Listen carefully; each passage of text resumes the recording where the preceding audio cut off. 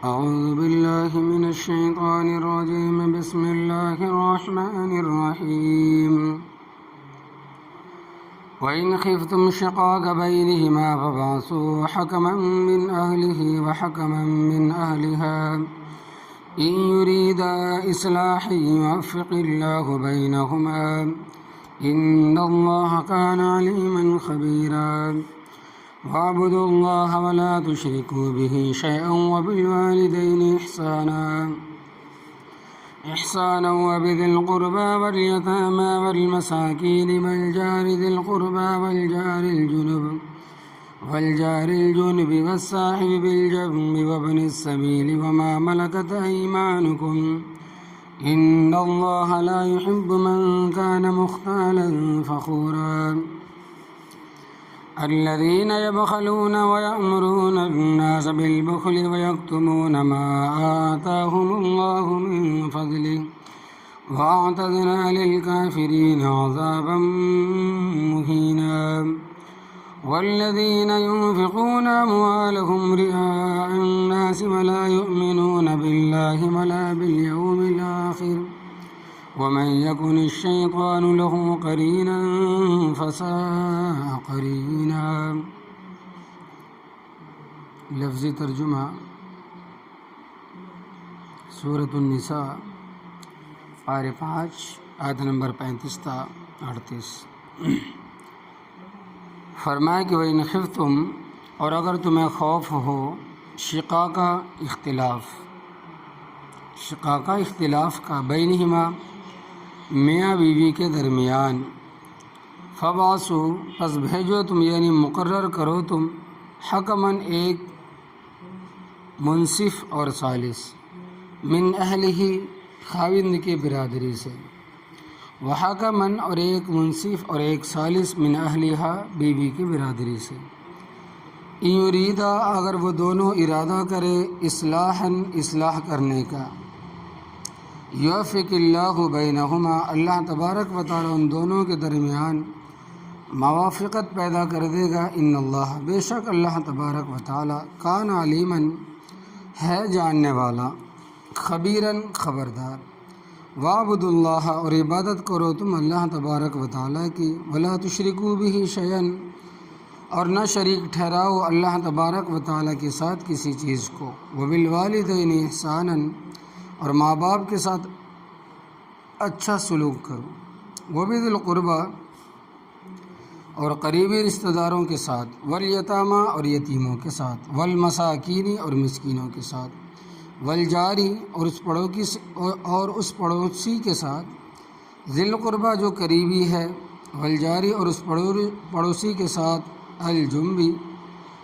الجنوبی، جو اجنبی ہے. والصاحبی، اور اس ساتھی کے ساتھ. بالجنوبی، جو پہلو میں ہے. وابن السبیل، اور مسافروں کے ساتھ. وما ملکت ایمانکم، اور ان کے ساتھ جن کے تمہارے دائیں ہاتھ مالک ہے. ان اللہ، بے شک اللہ تبارک و تعالی، لا یحب، نہیں پسند کرتا، من، اس کو، کانا، مختالاً، جو تکبر کرنے والا ہو. فخورا، اپنی بڑائی بیان کرنے والا ہو. الذین، وہ لوگ، یبخلون، جو بخل کرتے ہیں. ویأمرون الناس، اور حکم دیتے ہیں لوگوں کو.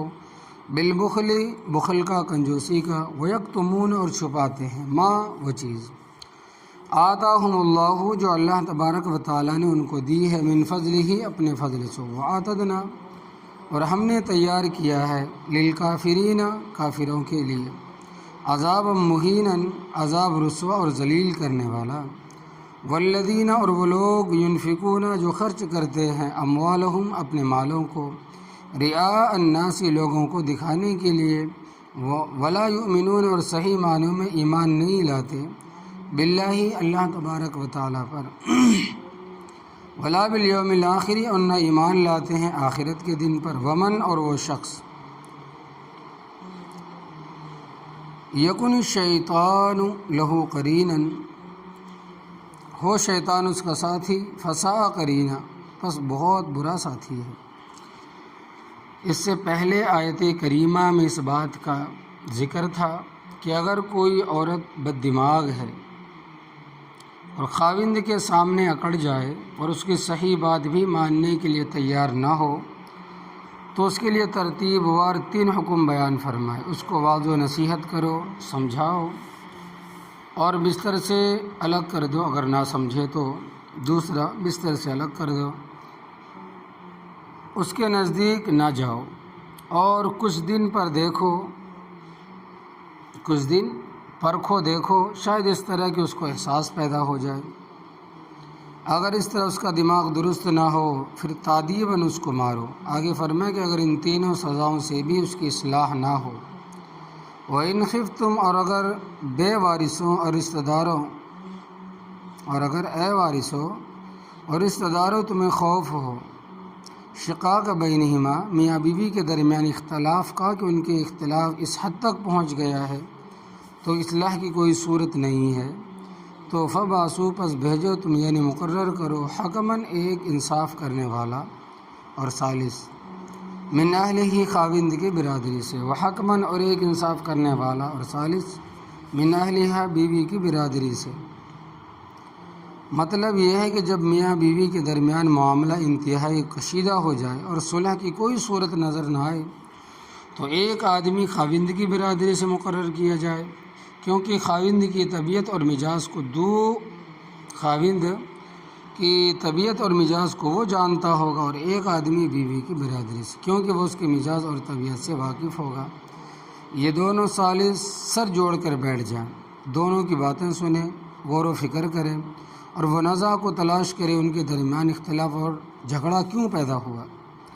تو اللہ تبارک و تعالیٰ فرماتے ہیں کہ ان یرید اصلاحا، اگر وہ دونوں ثالث ارادہ کریں گے اصلاح کا تو یوفق اللہ بینہما، اللہ تبارک و تعالیٰ ان کے درمیان موافقت پیدا کر دے گا۔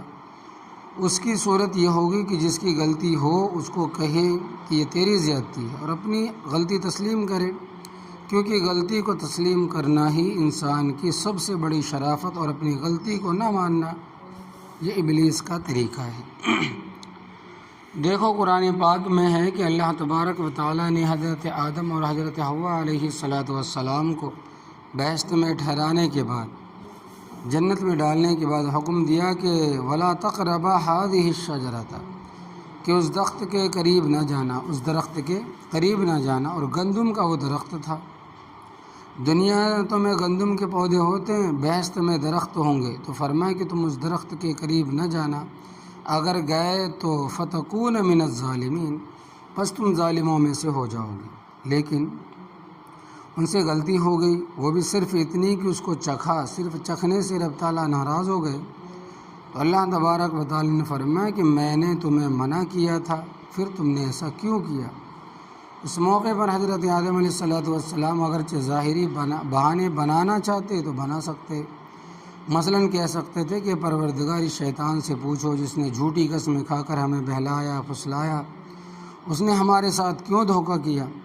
مگر حضرت آدم علیہ السلام سمجھدار تھے، سمجھ گئے کہ جتنے بھی چکر کاٹے اگر غلطی تو ہوئی ہے، غیر مشروط طور پر کہا کہ ربنا ظلمنا انفسنا، اے ہمارے رب ہم نے اپنی جانوں پر ظلم کیا ہے، وَإِن لَّمْ تَغْفِرْ لَنَا وَتَرْحَمْنَا، اگر آپ نے ہمیں معاف نہ کیا اور ہم پر رحم نہ کیا، لَتَكُونَنَّ مِنَ الْخَاسِرِينَ،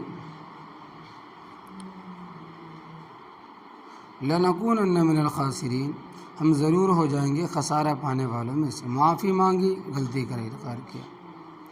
اور دوسری طرف دیکھو کہ اللہ تبارک و تعالیٰ نے ابلیس سے پوچھا کہ اے ابلیس، میں نے تجھے حکم دیا تھا کہ آدم کو سجدہ کر، تو نے سجدہ کیوں نہ کیا؟ تو شیطان کیا کہنے لگا کہ انا خیر منہ، میں آدم سے بہتر ہوں، خلقتنی من نار وخلقتہ من طین، مجھے تو نے آگ سے پیدا فرمایا اور آدم کو تو نے مٹی سے، میں اس کو کیوں سجدہ کرتا؟ اکڑ گیا تو غلطی پر اکڑنا شیطان کا کام ہے اور غلطی کو تسلیم کرنا آدم کا کام ہے۔ جب حضرت آدم علیہ السلام نے غیر مشروط طور پر کہا اے پروردگار ہم سے غلطی ہوئی، معاف فرما دے، اللہ تبارک و تعالیٰ نے بھی رجوع فرمایا اور معاف کر دیا۔ بس سارے فساد کی جڑ ہے انا، یعنی کہ میں بھی کچھ ہوں۔ جس فریق سے غلطی ہوتی ہے وہ مان لے کہ ہاں واقعی مجھ سے غلطی ہوئی، تو معاملہ کبھی طول نہیں پکڑے گا اور غلطی کو جائز ثابت کرنے کے لیے دلیلیں شروع ہو جائے تو پھر اس معاملے کو کوئی حل نہیں کر سکتا۔ بہرحال اللہ تبارک و تعالیٰ نے یہ بات سمجھا دی، اگر ثالثانی کی نیت درست ہو، فیصلہ کرنے والے کی نیت درست ہو تو اللہ تبارک و تعالیٰ موافقت پیدا فرما دے گا۔ ان اللہ کان علیما خبیرا، بے شک اللہ تبارک و تعالیٰ جاننے والا خبردار، لہٰذا اس نے جو حکام اپنے بندوں کے لیے جاری فرمائے ہیں حق ہے اور صحیح ہے۔ تو میاں بیوی کا حق بیان کرنے کے بعد فرمایا کہ تمہارے ذمے اور بھی حق ہے، ان کا خیال رکھو، اور ان میں سب سے بڑا حق ہے اللہ تبارک و تعالیٰ کا، اس لیے فرمایا کہ وَاعْبُدُوا اللَّهَ، اور عبادت کرو تم اللہ تبارک و تعالیٰ کی عبادت، چاہے بدنی ہو یا زبانی ہو یا مالی ہو، صرف اللہ تبارک و تعالیٰ کا حق ہے۔ وَاعْبُدُوا اللَّهَ، اور عبادت کرو تم اللہ تبارک و تعالیٰ کی عبادت، چاہے بدنی ہو، زبانی ہو یا مالی ہو، صرف اور صرف اللہ تبارک و تعالیٰ کا حق ہے۔ اور ہر نماز میں ہم اس کا اقرار کرتے ہیں کہ التحیات للہ والصلوات والطیبات۔ التحیات کے معنی ہیں زبانی عبادتیں، الصلوات کے معنی ہیں بدنی عبادتیں، اور الطیبات کے معنی ہیں مالی عبادتیں۔ یہ ساری عبادتیں اللہ تبارک و تعالیٰ کے لیے ہے۔ تو پہلا حکم ہے عبادت صرف اللہ کی کرو، دوسرا حکم ہے کہ ولا تشرکوا بہ شیئا، اور نہ شریک ٹھہراؤ اللہ تبارک و تعالیٰ کے ساتھ کسی چیز کو، نہ فرشتے اللہ تبارک و تعالیٰ کے شریک ہیں، نہ قطب، نہ ابدال، نہ ولی، نہ شہید، نہ حجر، نہ شجر، نہ سورج، نہ چاند، نہ کوئی پیر، کوئی بھی اس کا شریک نہیں۔ اور تیسرا حکم کیا ہے؟ فرمایا کہ وبالوالدین احسانا، اور ماں باپ کے ساتھ اچھا سلوک کرو، یہاں تک کہ ماں باپ کے سامنے سخت لہجے میں بھی بولنے کی اجازت نہیں ہے۔ قرآن پاک میں آتا ہے کہ فلا تقل لہما اف، اور نہ کہو ان کو ہوں، یعنی کوئی بات اچھی نہ لگے تو آدمی ہوں کہتا ہے۔ فرمایا کہ ماں باپ کے سامنے ہوں کہنے کی بھی اجازت نہیں، اور بعض علاقوں میں ہوں اور ہاں تسلیم کے معنی میں استعمال ہوتے ہیں، مگر یہ لہجہ اچھا نہیں ہے، اس لیے اس کی بھی اجازت نہیں، بلکہ جی ہاں کہہ کر جواب دو، نہایت ادب اور عاجزی کے ساتھ، احترام کے ساتھ اجازت دو، جواب دو۔ حضرت سعید بن مسیب رحمۃ اللہ علیہ رئیس الطائبین ہیں، وہ فرماتے ہیں کہ ماں باپ کے سامنے اس انداز سے بولو جس انداز سے سخت مزاج آقا کے سامنے غلام بولتا ہے۔ وبذی القربیٰ، اور قریبی رشتہ داروں کے ساتھ اچھا سلوک کرو، ماں باپ کے بعد بہن بھائی چچا اور دیگر اقارب ہیں، ان کا بھی حق ہے، ان کے ساتھ بھی اچھا سلوک کرو، بول چال لین دین میں ان کا پورا خیال ملحوظ رکھو۔ والیتامیٰ، اور یتیموں کے ساتھ بھی اچھا سلوک کرو، عام اس سے کہ وہ یتیم اپنی برادری سے ہو، محلے سے ہو، اپنے شہر سے ہو یا کسی اور علاقے کے ہوں، ان کے ساتھ اچھا سلوک کرنا ہے۔ والمساکین، اور مسکینوں کے ساتھ اچھا سلوک کرو۔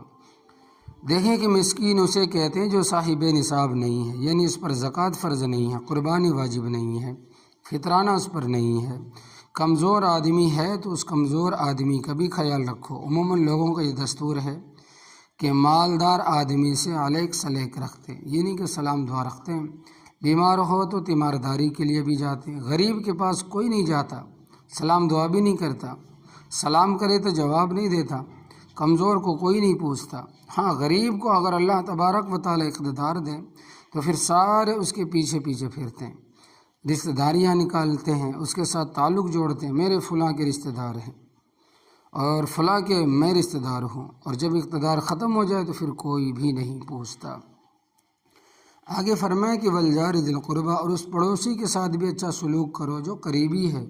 اس کی دو تفسیر ہے، ایک یہ کہ پڑوسی ہے اور برادری کا ہے تو اس کا دوہرا حق ہے، ایک وہ پڑوسی ہونے کی حیثیت سے اور ایک رشتہ دار ہونے کی وجہ سے، اور دوسری تفسیر یہ ہے کہ وہ پڑوسی جو بالکل قریب ہے۔ حضرت عائشہ صدیقہ رضی اللہ تعالیٰ عنہ فرماتی ہیں کہ نبی کریم صلی اللہ علیہ وسلم سے سوال کیا گیا کہ پڑوسی کا حق کتنے گھروں تک ہے؟ آپ صلی اللہ علیہ وسلم نے فرمایا کہ آس پاس کے 40 گھر پڑوسی کے ہیں۔ کہنے لگی کہ حضرت اتنے پڑوسیوں کی کوئی خدمت کر سکتا ہے؟ مثال کے طور پر کوئی تحفہ، سالن یا وغیرہ دینا ہے تو اتنے گھروں تک کون پورا کر سکتا ہے؟ آپ صلی اللہ علیہ وسلم نے فرمایا کہ فاقربہم الیک بابا، پھر ان میں سے جس کا دروازہ تیرے زیادہ قریب ہے ان کا حق ہے، والجار الجنوبی، اور اس پڑوسی کے ساتھ اچھا سلوک کرو جو اجنبی یعنی اس کی برادری اور رشتہ داروں میں سے نہیں ہے، اس کا بھی حق ہے۔ اور اس کے معنی یہ بھی کرتے ہیں کہ وہ پڑوسی جو ذرا ہٹا ہوا ہے، جس کا گھر دروازے سے دور ہے، اس کا بھی حق ہے۔ والصاحب بالجنب، اور اس ساتھی کے ساتھ بھی اچھا سلوک کرو جو پہلو میں ہے، یعنی تمہارے ساتھ بیٹھا ہوا ہے، مثلا تم بیٹھے ہو اور جگہ تمہارے پاس وافر ہے اور دوسرا آدمی تمہارے ساتھ تنگ بیٹھا ہوا ہے، تو اس کو جگہ دو تاکہ وہ اطمینان کے ساتھ بیٹھے، یا کوئی اور تمہارے ساتھ بیٹھنا چاہے تو اس کو نہ روکو، اس طرح کے چوڑے ہو کر 2-3 سیٹوں پر قبضہ جما لو، اس کا تمہیں حق نہیں، اس ساتھی کو حق دو۔ اسی طرح اگر ساتھ والا جاتے ہوئے کوئی چیز بھول کر چھوڑ گیا تو اس کی حفاظت تمہارے ذمہ، اور اس سے اگر کوئی غلطی ہو گئی تو معاف کر دو۔ یہ پہلو کا ساتھی بسوں میں بھی ہوتا ہے، ریل گاڑیوں میں بھی ہوتا ہے، جہازوں میں بھی ہوتا ہے، تو پہلو کے ساتھ بھی اچھا سلوک کرنا ہے، پہلو کے ساتھی کے ساتھ بھی اچھا سلوک کرنا ہے۔ اس طرح اس چیز کا بھی خیال رکھنا چاہیے کہ جہاں لوگ بیٹھے ہیں ان کے درمیان بیٹھنے کی جگہ بھی ہے یا نہیں۔ بعض آدمیوں کی عادت ہوتی کہ جگہ تو ہے نہیں، ویسے ہی درمیان میں گھسنے کی کوشش کرتے ہیں اور بیٹھنے والوں کو تنگ کرتے ہیں، یہ بھی گناہ کی بات ہے۔ اگر لوگ اسلام کے اصولوں پر عمل کریں تو دنیا میں کبھی بھی فتنہ پیدا نہیں ہو سکتا۔ فتنہ فساد اس وقت ہوتا ہے جب لوگ انا، ضد، ذاتی مفادات پر اتر آتے ہیں۔ تو وہ فرمائے کہ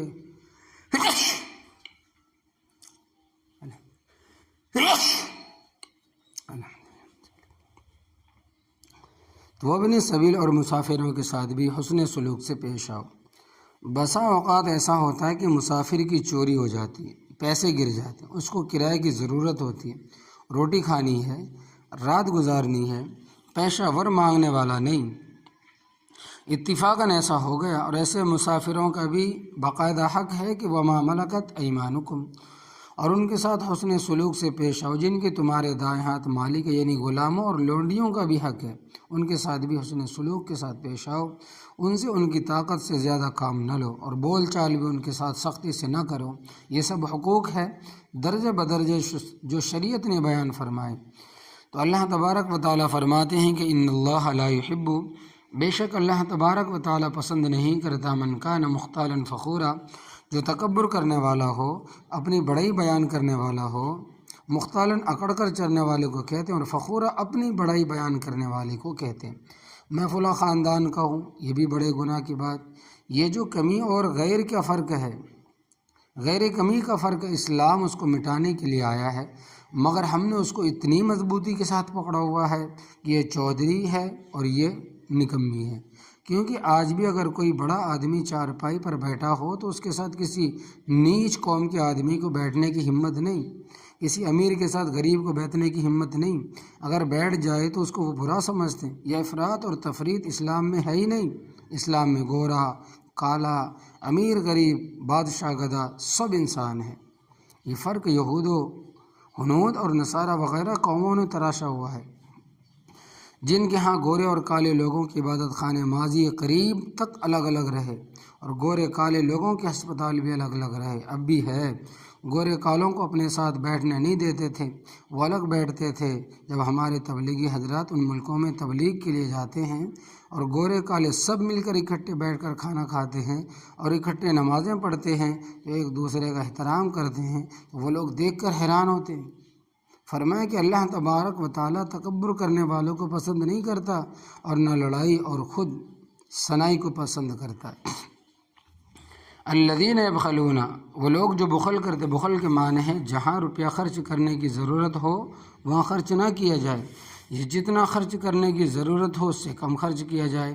وَيَأْمُرُونَ النَّاسَ بِالْبُخْلِ، اور حکم دیتے ہیں لوگوں کو بخل کا، یعنی خود بھی کنجوسی کرتے ہیں اور دوسروں کو بھی بخل کا حکم دیتے ہیں، ترغیب دیتے ہیں کہ غریبوں و مسکینوں پر خرچ نہ کرو۔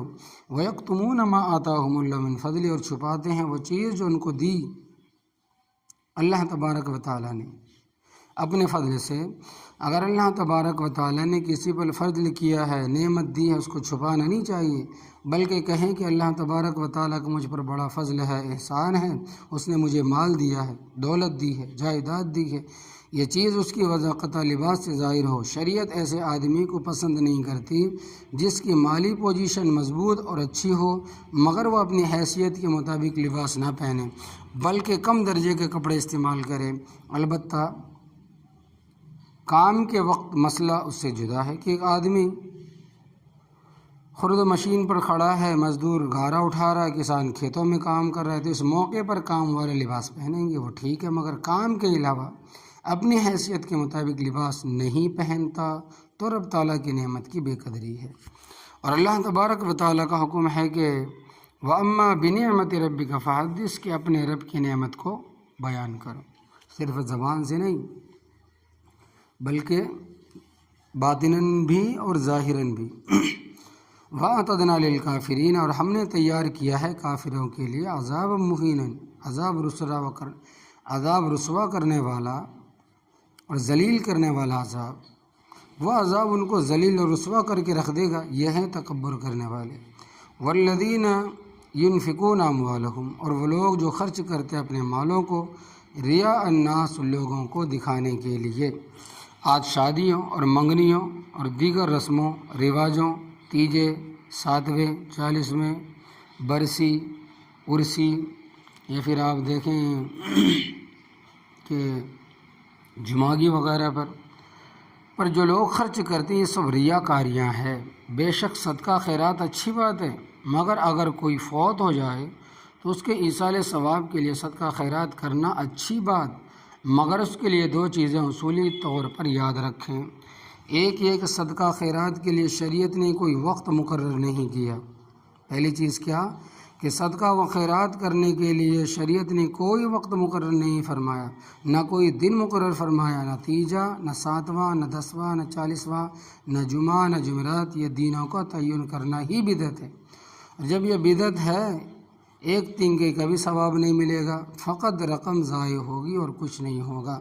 اگر کر بھی لیا تو نام و نمود کے واسطے، لوگ کرنا نہیں چاہتے، مگر کہتے ہیں کہ رشتہ داری کیا کہیں گے، گاؤں والے کیا کہیں گے کہ والد فوت ہو گئے، والدین فوت ہو گئے اور اس نے ایصال ثواب کا کام ہی نہیں کیا۔ اس میں ایصال ثواب کا کام صرف مرنے کے بعد تیسرے چوتھے دن کھانا کھلانا نہیں، بلکہ آپ کسی طرح کی صدقہ خیرات کرے، غریبوں کو دے، کپڑا دیں، مسجد میں آ کر نماز پڑھے، نفلی نماز پڑھ کر ان کے لیے دعا کرے، قرآن کریم پڑھے، خود پڑھے، ایک آیت پڑھے، ایک سورہ پڑھے، ایک مرتبہ سبحان اللہ کہہ کے بخش دیں، ایصال ثواب پہنچ جائے گا۔ تو اس وجہ سے کہ دوسری بات یہ ہے کہ صدقہ و خیرات اس اندازے سے کرو کہ دائیں ہاتھ سے دو تو بائیں کو معلوم نہ ہو، مگر اس پر ہمارے دل مطمئن نہیں ہوتے جب تک ہم ڈھنڈورا نہ پیٹ لیں اور گلی میں ہمارے دروازے کے سامنے دیگے نہ کھڑکے، اسی طرح جب تک تیسرے دن سامنے پھل فروٹ نہ ہو۔ نعوذ باللہ من ذالک، ہمارے دل مطمئن نہیں ہوتے۔ یاد رکھنا یہ سب رسمیں ہیں، ان سے ثواب کی بجائے عذاب ہوگا، بلکہ اصل طریقہ تو یہ ہے کہ جو فوت ہو جائے اس کے لیے بلا تعین ایام دعا کرو، کوئی دن تعین نہ کرے، کسی بھی وقت آپ دعا کریں، صدقہ خیرات کرو، مگر خفیہ طریقے سے، تاکہ اس کو ثواب پہنچے۔ اس پر شریعت نے کوئی پابندی نہیں لگائی۔ ولا یؤمنون باللہ اور صحیح معنوں میں اللہ تبارک و تعالیٰ پر ایمان نہیں لاتے، ولا بالیوم الآخر اور نہ ایمان لاتے ہیں آخرت کے دن پر۔ زبانی تو کہتے ہیں کہ ہم آخرت کو مانتے، لیکن حقیقتاً نہیں مانتے، کیونکہ صحیح معنوں میں آخرت کو مانتے تو بخل نہ کرتے۔ وَمَن يَكُنِ الشَّيْطَانُ لَهُ قَرِينًا، وہ شخص کے ہو شیطان اس کا ساتھی، فَسَاءَ قَرِينًا پس وہ بہت برا ساتھی ہے۔ اللہ تبارک و تعالیٰ کا شیطان کا ساتھی بننے سے بچائے اور اس کا کوئی ساتھی نہ ہو، آمین۔ ہمیں اللہ تبارک و تعالیٰ خود اپنا ساتھی بنائے، متقی پرہیزگاری کی زندگی گزارنے کی توفیق عطا فرمائے، آمین۔ اللہ تبارک و تعالیٰ ہمیں کہنے سننے سے زیادہ عمل کرنے کی توفیق عطا فرمائے، آمین یا رب العالمین۔